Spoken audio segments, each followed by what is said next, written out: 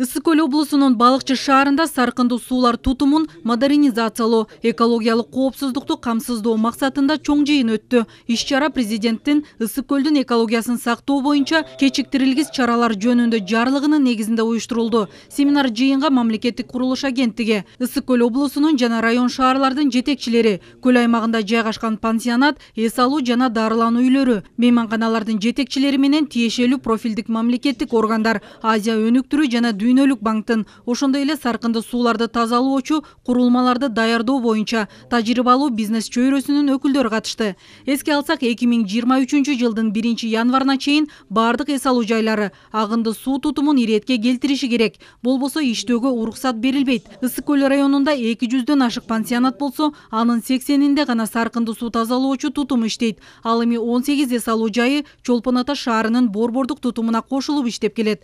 Ошол эле учурда чакан конок үйлөрдүн саны 300дөн көп. Мындан улам жайкы эс алуу маалында калктын саны миллиондон ашканда, советтен калган эски саркынды суу тутуму көтөрө албай, көп көйгөйлөрдү жаратып келет. Эми бул жагдайды жоюу үчүн Чолпон Ата шаарындагы суу тазалоочу курулма оңдолот. Ал үчүн $44 миллион бөлүнүп жатат. Балыкчы жана Каракол шаарларындагы агынды сууларды тазалоочу курулмаларды оңдоо иши колго алынып, ушул тапта жалпы наркы $41 миллион долбоор ишке ашууда.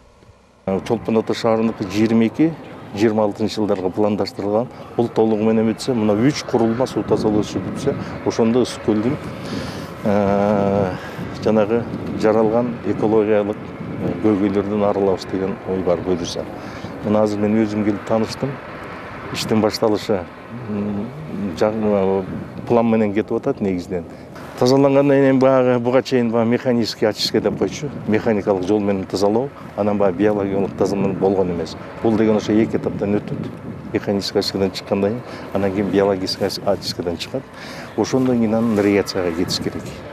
Ысык Көл областы бул биздин жалпы Кыргызстандын эмес, Орто Азиянын эң алдыңкы сеңген курортный зонабыз болот.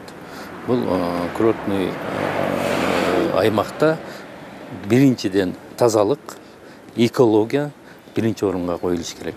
Анан артында экономика этиш керек. Ошондуктан биз саркынды сууларды ордуна коюп, анын артында таза суу, элге берилген таза суу, ошол эле мезгилдин артында жанагы таштандылар, мусорлор, ушулардын баары экологиялык жаратылышты сактоо, ошол эле дарактарды кыйбоо, ушулардын баары комплексно жайына коюлуш керек.